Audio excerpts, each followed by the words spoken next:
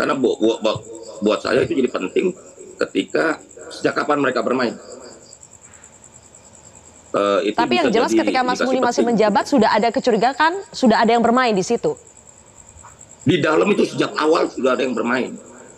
Sehingga bahkan saya tidak pernah Sabtu Minggu saya datang ke kantor Kominfo khusus untuk minta take down ini 30.000 situs, 50.000 situs.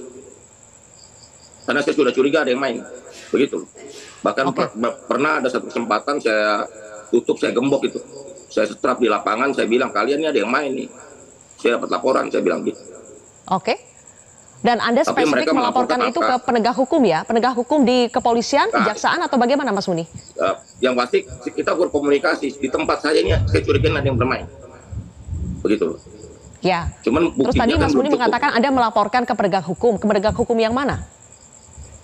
Ya gini loh, ya aparat penegak hukum lah. Antara dua kan, 1-2 lah gitu loh. Karena kan saya nggak, kalau nanti di persidangan atau di ranah hukum saya akan jelaskan. Yang penting saya udah komunikasikan. Ini saya curiga nih sama tim di Kominfo yang ada. Oke guys, assalamualaikum warahmatullahi wabarakatuh. Kembali lagi di channel Gambas LJ.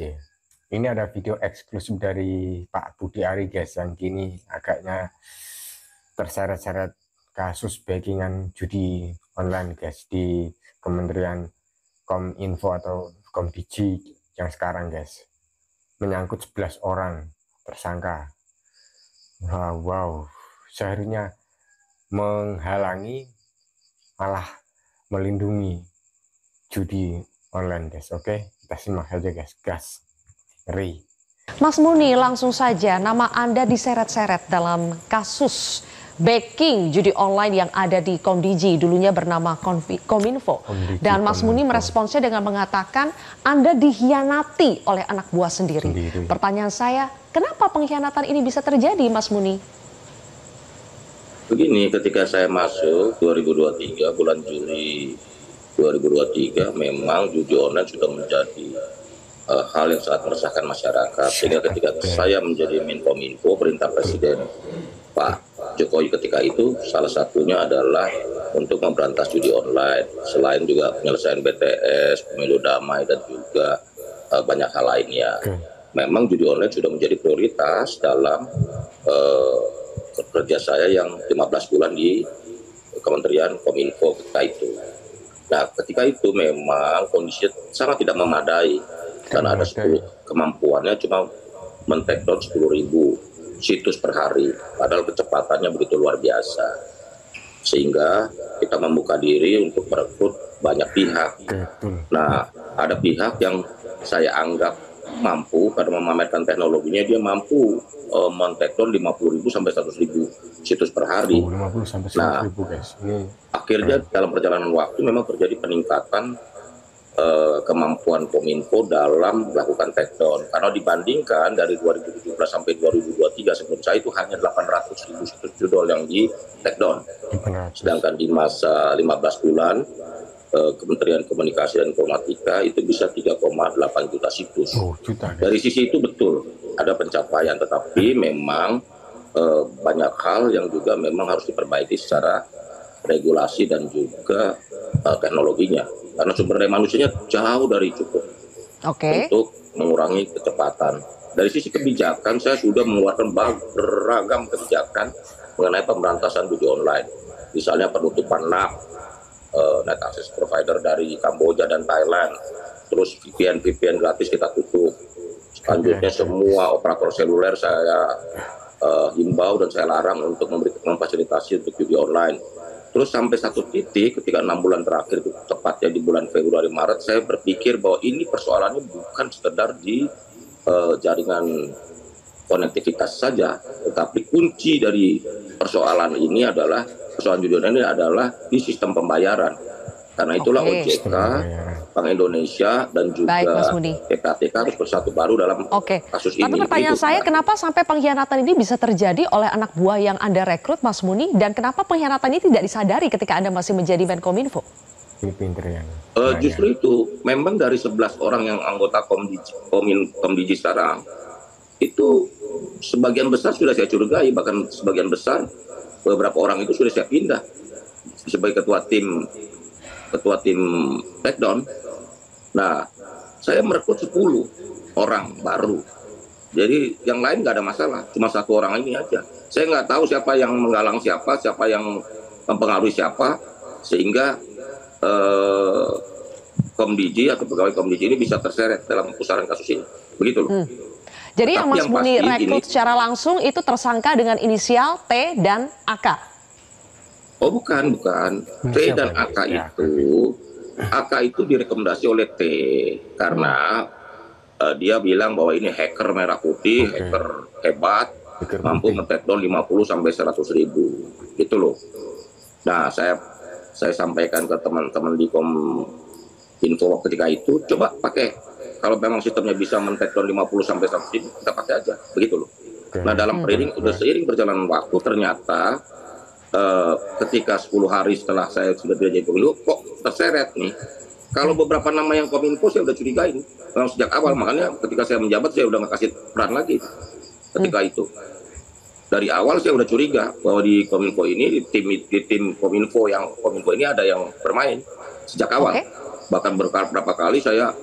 Terus langkah yang Anda lakukan ketika sudah curiga apa, Mas Muni? Ya saya pakai indikator, tiap minggu harus lapor berapa yang sudah di take down dan laporkan segera ke PPATK manakala ada rekening-rekening yang mencurigakan. Nah, sekitar bulan Februari saya baru menyadari saya harus koordinasi dengan banyak lintas karena kuncinya adalah di sistem pembayaran. Saya bicara dengan OJK, saya bicara dengan Bank Indonesia. Ini bank, payment gateway. Nah, saya konsolidasi dengan seluruh asosiasi fintech supaya tidak memfasilitasi perjudian online karena mereka main dengan e-wallet dan sebagainya. Sebelum ke sistem pembayaran ya, Mas Muni. Ketika Anda sudah curiga, sepertinya ada permainan di internal Anda, apa yang Anda lakukan? Apakah tidak langsung diberikan sanksi atau misalnya melaporkan indikasi adanya permainan nakal di internal Anda kepada pihak yang berwajib? Beberapa saya sudah laporkan, tetapi ini kan soal bukti, nggak bisa katanya-katanya. Beberapa itu dari 11 itu ada sekitar 3-4 yang kita udah geser di posisi yang vital. Dilaporkan kemana, Mas Muni, waktu itu? Dilaporkan ke aparat penegak hukum bahwa ini saya udah curiga ini, tapi kan kita nggak bisa tanpa bukti, kita nggak bisa. Nah, memang karena dari gaya hidupnya mereka mewah, luar negeri, masuk pegawai pejabat eselon 3 dan 4 sudah semewah itu, gitu. Dari masukan teman-teman juga udah kelihatan. Ada beberapa nama itu, sebut aja DI apa itu saya udah curigain dari awal, begitu. Kalau yang T dan AK, Mas Muni sudah curiga belum dari awal? Karena mereka baru ditersangkakan sekarang. Kalau memang sudah ada kecurigaan dari awal, kan seharusnya sudah bisa ada langkah yang diambil kepada mereka. Begini, itu nanti biar aparat penegak hukum yang mengurai sejak kapan mereka bermain, mengamankan situs judi online. Karena buat saya itu jadi penting ketika sejak kapan mereka bermain. Tapi yang jelas ketika Mas Muni masih menjabat sudah ada kecurigaan, sudah ada yang bermain di situ. Di dalam itu sejak awal sudah ada yang bermain. Sehingga bahkan saya tidak pernah Sabtu Minggu saya datang ke kantor Kominfo khusus untuk minta take down ini 30.000 situs, 50.000 situs. Karena saya sudah curiga ada yang main. Begitu. Bahkan pernah ada satu kesempatan saya tutup, saya gembok itu. Saya setrap di lapangan, saya bilang kalian ini ada yang main nih. Saya dapat laporan, saya bilang gitu. Dan Anda spesifik melaporkan itu ke penegak hukum ya? Penegak hukum di kepolisian, kejaksaan atau bagaimana, Mas Muni? Yang pasti kita berkomunikasi. Di tempat saya ini saya curiga ada yang bermain. Begitu. Ya. Cuman terus tadi Mas Muni mengatakan Anda melaporkan ke penegak hukum. Ke penegak hukum yang mana? Ya, gini loh, ya aparat penegak hukum lah. Antara dua kan, 1-2 lah gitu loh. Karena kan saya nggak, kalau nanti di persidangan atau di ranah hukum saya akan jelaskan. Yang penting saya udah komunikasikan. Ini saya curiga sama tim di Kominfo yang ada, begitu loh. Sudah saya sempat melaporkan ya? Nggak bisa. Laporannya ini hanya sekedar komunikasi dengan penegak hukum atau sampai membuat laporan? Komunikasi, termasuk kita kebijakan kita adalah merotasi semua. Itu nggak boleh 3 bulan. Ibaratnya tim take down, tim verifikasi kita putar terus. Supaya mereka nggak terkontaminasi. Itu waktu zaman saya begitu, saya putar terus, rotasi terus. Berarti laporannya hanya sekedar komunikasi, belum berbentuk LP ya? Belum. Untuk Karena RT bukan guys, apa-apa. komunikasi saja, Ketika saya kan ukurannya rencana begini. saja lah istilahnya. Saya selalu komunikasi dengan PPATK, turun nggak apa yang kita lakukan dalam pencegahan ini, ada angka yang turun nggak secara signifikan. Kalau menurut PPATK kepada saya, ketua PPATK kepada saya, dia bilang tahun 2023 itu 327 triliun. Kalau tahun 2024 itu kita biarkan, kita nggak keras, itu bisa sampai 900 triliun potensinya, 3 kali lipat. Jadi kalau sekarang menurut laporan PPATK pertengahan kuartal 2 ini sudah 200, menurut saya ada penurunan dari semua dari potensi yang ada gitu loh. Tetapi saya balik lagi begini, bahwa ini judi online ini bukan sekedar Kementerian Komunikasi dan Informatika, karena tugas kita ini pencegahan. Nah, pencegahan menurut saya cuma bisa di ruang digital aja kita amankan. Tetapi yang paling substansi dan paling penting adalah bagaimana menekan melalui sistem pembayarannya, dalam hal ini OJK dan Bank Indonesia. Baik. Gitu loh. Sekarang terkait dengan rencana, ada yang meminta, masyarakat juga meminta supaya Anda juga turut memberikan keterangan kepada penyidik terkait dengan 11 tersangka yang sudah ditetapkan ini. Mas Muni, apakah Anda siap sebetulnya untuk diperiksa oleh penyidik? Saya siap diperiksa dan memberi keterangan kepada para penyidik. Saya jelaskan apa adanya. Seluruh data-data selama saya menjabat sebagai Menteri Komunikasi dan Informatika 17 Juli 2023 hingga 20 Oktober 2024 saya akan jelaskan semua. Begitu loh, apa yang saya lakukan. Karena kan di dalam organisasi juga ada rentang struktural, di mana ini adalah ibaratnya begini, dari Menteri, Direktorat Jenderal, Direktur, Ketua Tim, dan anggota. Berarti itu ada 4-5 layer di bawah saya. Begitu loh. Oke. Ini dan sejauh ini apakah sudah ada begini, kalau dari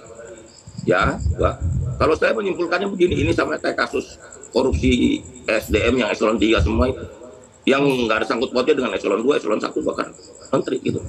Mereka bermain sendiri aja. Yang terus terang memang harus kita akui, makanya saya bilang kita dihianatin ini. Mereka bilang udah nutup 100.000, ternyata ada 1.000 juga yang diumpetin. Oke guys, itu tadi yang diungkapkan oleh Pak Budi Ari sebagai menteri yang dulunya sebagai Menteri Kominfo guys. Itu yang kini agaknya terseret-seret dengan kasus judi online guys di Indonesia yang lagi marak sekali guys, dan lagi di era Pak Prabowo ditambah lagi untuk meringkus mafia atau backingan judi online guys. Dan ini menyeret 11 orang di anggota Kementerian Komdigi atau Kominfo guys. Wow, dan Pak Budi Ari mengaku dikhianati karena itu dulu dari 11 orang itu ada yang hasil rekrutan Pak Budi Ari guys. Dan Pak Budi Ari siap untuk diperiksa lanjut untuk menjadi keterangan untuk tersangka 11 orang ini, dan untuk lebih jelasnya kepada penyidik guys. Dan semoga ada kelanjutan untuk pemeriksaan Pak Budi Ari guys, karena agar lebih cepat gamblang dan lebih cepat selesai apa-apanya guys, karena ini sudah sangat meresahkan. Dan guys, ngeri ini guys, Indonesia guys, banyak backingan guys. Oke, semoga ini bisa mengedukasi masyarakat Indonesia untuk sekedar info dan juga tambahan ilmu, dan juga sekedar berita, dan bisa kita cegah anak-anak atau diri kita sendiri guys. Oke, wassalamualaikum warahmatullahi wabarakatuh. Gambas LJ.